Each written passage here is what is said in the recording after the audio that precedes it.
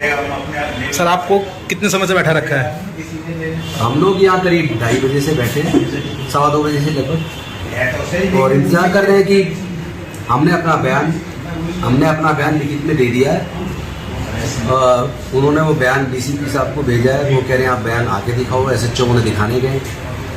हमारा आज वाल्मीकि जयंती का घर पे प्रोग्राम है बंगले पर, जहाँ बहुत सारे लोग आए हुए, लेकिन एसएचओ कह रहे हैं कि अभी रिक्वेस्ट करें कि रुक जाओ, तो हम रुक गए। अब जो लोग वहाँ हैं, मैं चाहूँगा या तो वो वहीं पे वाल्मीकि जयंती मना लें, हम जब फ्री हो जाएंगे हम आ जाएंगे। अभी कितना समय और बोल रहे हैं वो तो कह रहे हैं वो भी जा रहे हैं दिल्ली गेट पे, अरुण जेटली स्टेडियम जा रहे हैं प्रोफेसर कोटला, तो वहाँ जाके डीसीपी साहब को बयान दिखाएंगे, फिर वापस आएंगे, फिर बल्कि ये कहें कि गृह मंत्री जी के पास बयान जाएगा, फिर वो देखेंगे कि इसमें क्या करना है। उन्हें जो करना है करें। मैं डॉक्टर बाबा साहेब अम्बेडकर का कट्टर सिपाही होने के नाते बाबा साहेब के बनाए संविधान में और देश के कानून में मेरा बहुत अटूट विश्वास है। मैं किसी भी कीमत पर बाबा साहब के बताए मार्ग से विचलित नहीं हो सकता, उस मार्ग पे चलूंगा। और ये जो रोज रोज हमारे समाज की बहन बेटियों के साथ बलात्कार करके हत्या हो रही है, रोज रोज हमारे भाइयों के मूंछ रखने पर हत्या हो रही है, हम देख रहे हैं मंदिर प्रवेश पे हत्या हो रही है, घड़े छूने पर हत्या हो रही है, मूर्ति छूने पर हत्या हो रही है। ये हत्याएं रोकिए माननीय गृह मंत्री जी। आपके अधीन पुलिस आती है पूरे देश की, कानून व्यवस्था आपकी जिम्मेदारी है। आप इन हत्याओं को रोकिए। दलित, पिछड़े, आदिवासियों और अल्पसंख्यक समाज के लोगों पे जो जुर्म जाति बढ़ी है, इसको रोको, देश को बचाओ प्लीज। देश में अमन चैन कायम होना चाहिए।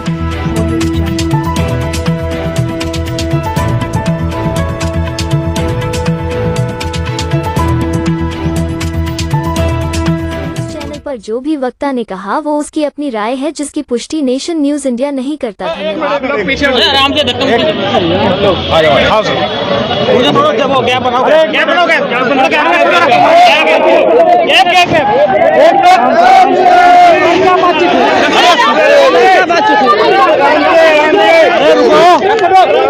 अरे पहले पीछे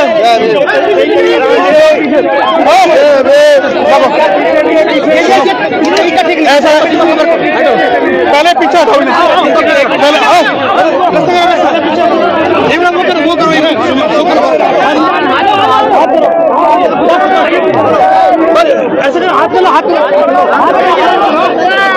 जय भीम, जय भीम, जय जय जय जय जय भीम, जय जय जय जय जय भीम।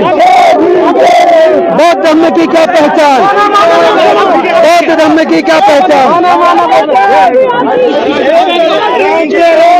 मानव मानव एक समान, बौद्ध धर्म की क्या पहचान,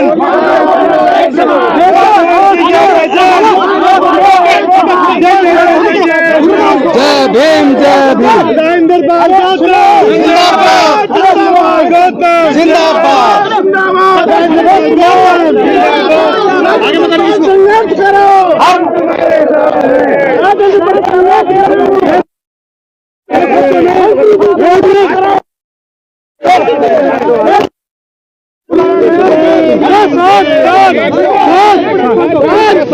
बात नहीं है भाई, सुनिए मेरी बात, चुप करिए सब, अगर आप लोग बात करना चाहते हैं सुनिए मेरी बात, मेरी बात सुनिए।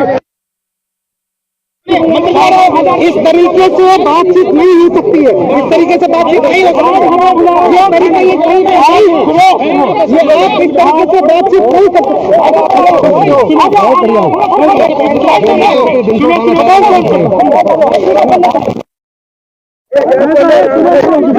इस तरीके से आप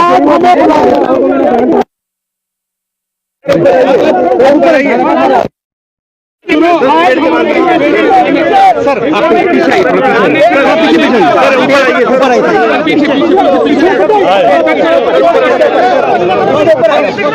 अब ठीक है, बस बाकी सब नीचे रहो, आराम से थोड़ा पीछे। अरे भाई किचन को कवर करो, बस बस बस बस, अब इससे ज्यादा धक्का मत दो, क्योंकि कोई हाथ दे दिया, बस आइए थोड़ा पीछे। अब सुनिए,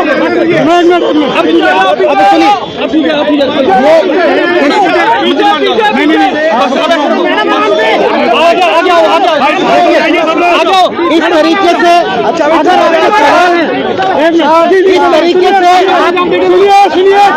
इस तरीके से आप आज जो है इस मंत्री जी को बुलाया गया, उनसे पूछताछ की गई और जो बड़े नेताओं के इशारे पर आज मंत्री जी को बुलाया गया है, जिसमें उन्होंने हमसे कुछ सवाल पूछे हैं।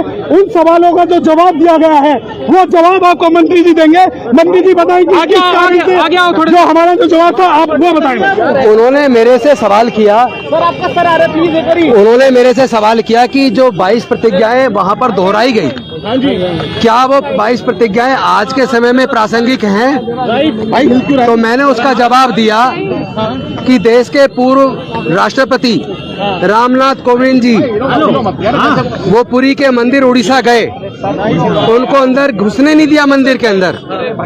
और मैंने दूसरा जवाब दिया, खैरलांजी कांड हुआ महाराष्ट्र के अंदर, कुमेर कांड हुआ राजस्थान के अंदर, जितेंद्र मेघवाल का मूछ रखने पे हत्या हुई, और इसके साथ साथ इंद्र मेघवाल की घड़ा छूने पे हत्या हुई, हाथरस की बेटी के साथ बलात्कार करके उसकी हत्या हुई, और अभी लखीमपुर खीरी में 2 बहनों का सामूहिक बलात्कार करके उनको फांसी पे लटकाया गया। मध्य प्रदेश के अंदर होली के दिन होलिका का पूजा करने पर दलित महिला को होलिका में जला दिया गया। कर्नाटक के अंदर मंदिर की मूर्ति छू लेने पर दलित समाज के एक परिवार के ऊपर 60,000 रुपए का जुर्माना लगाया गया। और इसके साथ साथ पूरे देश के अंदर हम देख रहे हैं लगातार दलितों के साथ जाति की वजह से उत्पीड़न हो रहा है। एक IPS ऑफिसर जिनकी पत्नी IFS ऑफिसर हैं, उनकी शादी थी तो पूरे गांव में उनको धमकी दी गई राजस्थान के अंदर, अगर घोड़ी पे बारात निकालोगे तो तुम्हें हम जिंदा नहीं छोड़ेंगे। मजबूरी में उस IPS ऑफिसर को, चूंकि वो IPS थे, उन्होंने अपने उच्च अधिकारियों से बात की तो राजस्थान के उस गांव को छावनी में तब्दील किया। अगर भारत के अंदर एक IPS ऑफिसर जिनकी पत्नी IFS ऑफिसर हैं, उनको अपनी बारात घोड़ी पर निकालने के लिए इतनी धमकी दी जा रही है और उसको पुलिस की इतनी बड़ी मदद लेनी पड़ती, गांव को छावनी बनाना पड़ता है, तो मेरा यह मानना है कि जिस तरह जो परिस्थितियां डॉक्टर बाबा साहेब अम्बेडकर के सामने उस वक्त थी, जिन परिस्थितियों में जातिगत भेदभाव उत्पीड़न की वजह से उन्होंने उस वक्त ये निर्णय लिया कि उन्होंने बौद्ध धर्म की दीक्षा ली और वो 22 प्रतिज्ञाएं उन्होंने समाज के लाखों लोगों को दी। तो आज जब इस तरह की जातिगत उत्पीड़न की घटनाएं लगातार चल रही हैं, तो मैं समझता हूं कि आज भी जब तक भारत छुआछूत मुक्त ना हो जाए, जब तक भारत से जातिवाद खत्म ना हो जाए, जब तक भारत में दलितों को मूंछ रखने पर, मंदिर में प्रवेश पर, मूर्ति छू लेने पर, चूंकि अभी उत्तर प्रदेश के अंदर भगवान की मूर्ति छू लेने पर एक दलित समाज के व्यक्ति की हत्या कर दी, तो जब तक ये जातिगत उत्पीड़न खत्म नहीं हो जाता, जब तक ये छुआछूत मुक्त भारत नहीं बन जाता, मुझे लगता है तब तक वही परिस्थितियां आज भी मौजूद हैं और वही 22 प्रतिज्ञाओं का महत्व आज भी उतना ही है जितना उस वक्त था। ये मैंने जवाब दिया। अकेले कैसे लड़ेंगे? आपकी पार्टी तो आपके साथ ही नहीं नजर आ रही है। दलितों के साथ जब भी कोई जुर्म होता है तो देश की सारी पार्टियां और उनके बड़े नेता चुप्पी साध लेते हैं। दलितों को अपनी लड़ाई खुद लड़नी पड़ती है और हम लड़ेंगे, हम डरने वाले लोग नहीं है। क्या आप आम आदमी पार्टी से अलग कर लेंगे आप, क्योंकि एक भी कार्यकर्ता मौजूद नहीं था यहाँ पे? मैं डॉक्टर बाबा साहेब अम्बेडकर का सच्चा सिपाही हूँ, मेरे खून में गद्दारी नहीं है, मैं गद्दारी नहीं कर सकता। लेकिन अगर मेरे साथ होने वाले जुल्म पर इस तरह की राजनीति चलेगी तो मैं अपने समाज से चर्चा करके भविष्य के लिए निर्णय लेने के स्वतंत्र हूँ। लेकिन अरविंद केजरीवाल ने पार्टी पीछे हो गए। मैं डॉक्टर बाबा साहेब अम्बेडकर जी के बनाए रास्ते पर चलता हूँ। मैं समता सैनिक दल का जवान हूँ। मैं भारतीय बौद्ध महासभा मिशन जय भीम का एक सच्चा कार्यकर्ता होने के नाते, एक कट्टर अम्बेडकरवादी होने के नाते, और चूंकि मुझे भारत के संविधान जो डॉक्टर बाबा साहेब अम्बेडकर जी ने बनाया उसमें मेरी गहरी आस्था है, इसलिए मैं किसी भी प्रकार का गैर कानूनी असंवैधानिक काम नहीं करता हूं।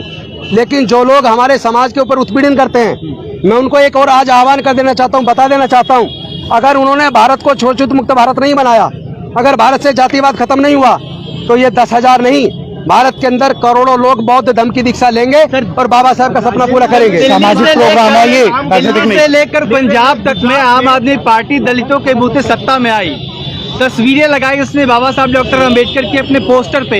तो क्या इस पूरी घटना ने आम आदमी पार्टी को एक्सपोज कर दिया है कि वह सिर्फ बाबा साहब की तस्वीर लगा के दलितों का वोट ले रही है, और जब एक बाबा साहब की बात करने वाला व्यक्ति, उसका मंत्री जब मुसीबत में है किसी ना किसी तरीके से, तो पल्ला झाड़ लिया उसने, एक्सपोज हो गई पार्टी। मैं किसी भी पार्टी पर किसी नेता पे कोई आरोप लगाए बिना एक बात कहना चाहता हूं कि पूरा का पूरा देश और दुनिया के अंदर कोने कोने से मेरे को लगातार फोन आ रहे हैं। पूरा देश सब कुछ देख रहा है।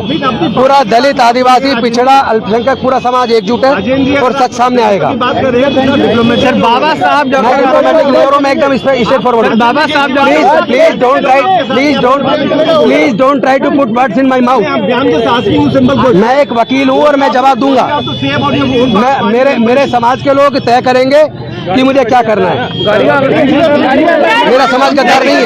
सर एक आखिरी सवाल है, अरविंद केजरीवाल ने चुन लिया है कि डॉक्टर अंबेडकर और राम में से वो राम को चुनते हैं। आपका स्टेटमेंट आया कि आप बाबा साहब, मैं डॉक्टर बाबा साहब अंबेडकर को चुनूंगा, बाबा साहब के रास्ते पे चलूंगा, चाहे इसमें मेरी जान क्यों न चली जाए। मैं हर प्रकार के सेक्रीफाइस के लिए तैयार हूँ और मैं पैसे से वकील हूँ, मैं बेरोजगार नहीं हूँ। मेरा कोई रोजगार नहीं छिन जाएगा। आप इस्तीफा देंगे क्या? किसी से? आम आदमी पार्टी से। मैं एक एमएलए हूँ, मैं क्यों इस्तीफा दूंगा? मैं जनता ने जिताया, मैं जनता को धोखा नहीं दे सकता। जनता के मुद्दे उठाऊंगा मैं। सर आपने ये क्यों नहीं वेट किया कि आपको? मेरे साथ मेरा समाज है, मुझे किसी की जरूरत नहीं है। अगर न्यायोचित तरीके से मेरे साथ लोग खड़े नहीं है, लेकिन मेरा समाज खड़ा है। मैं बहुत मजबूत आदमी हूँ, डरने वाला आदमी नहीं हूँ। लोग अपने आप दिशा तय कर ले अपनी। आपने इस्तीफा खुद से दिया कि पार्टी ने कहा आपसे?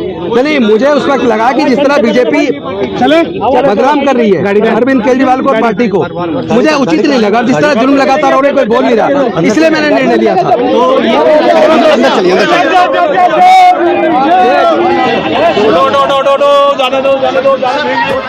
Press the bell icon on the YouTube app and never miss another update.